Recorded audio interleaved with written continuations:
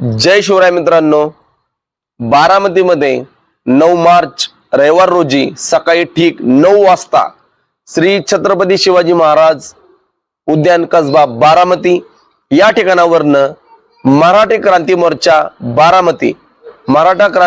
बारामती यांनी स्वर्गवासी संतोष अण्णा देशमुख यांच्या तीव्र निषेधार्थ अमानुष पद्धतीने त्यांची हत्या करण्यात आली। जे आरोपी आहेत हत्या करणारे अजूनही त्यांना सरकार काही करत नाही। याच्या निषेधार्थ बारामतीमध्ये सर्व धर्मीय निषेध मोर्चाचं आयोजन केलेलं आहे। सगळ्यांनी या मोर्चामध्ये या, सर्वांनी सगळं विसरून या मोर्चामध्ये या। आपला फॅमिली मधला एक भाग, आपला फॅमिली कुटुंब मधला एक परिवार आज त्यांच्याकडे खूप वाईट पद्धतीने त्यांच्या घरामध्ये घडलेला आहे।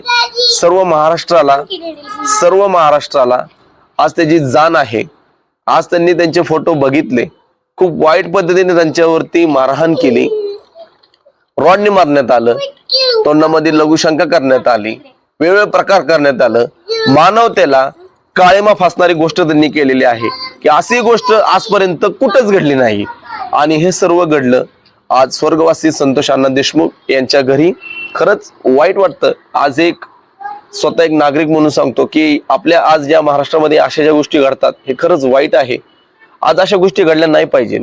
आज खूप लांब घडलं नाही, उद्या आपल्या घरात जर घडलं तर उद्या आपल्याला कोण वाचवायला येणार नाही। आपल्या वाचवायला आपले सर्व बांधवच येणार आहेत।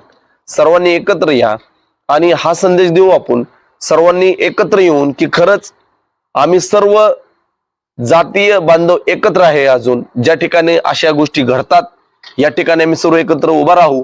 आणि याचा जो निषेधार्थ मोर्चा आता चालू महाराष्ट्रामध्ये बऱ्याच ठिकाणी चालू आहेत, त्याचा खूप पद्धतीने सरकारला ही गोष्ट कळायला पाहिजे की बाबा जे आरोपी आहेत त्यांना लवकर फाशी द्यावी। क्रूर पद्धतीने त्यांनी आज स्वर्गवासी संतोष अण्णा देशमुख आज यांच्यावरती क्रूर पद्धतीने अमानुष अत्याचार केले।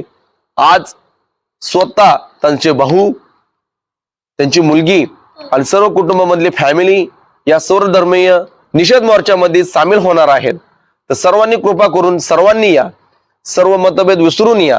आज त्यांना कळून द्या की त्यांच्या परिवाराबरोबर सर्व अख्खा महाराष्ट्र उभा आहे आणि या सर्व मराठाची ताकद, सर्व जातीय धर्म बांधवांची ताकद कळून द्या। आणि सरकारलाही झुकावं लागल की या ठिकाणं खरंच हे जे 5 आरोपी आहेत जे आज खुलेआम फिरत आहे त्यांना लवकर फाशी द्यावी। आज हीच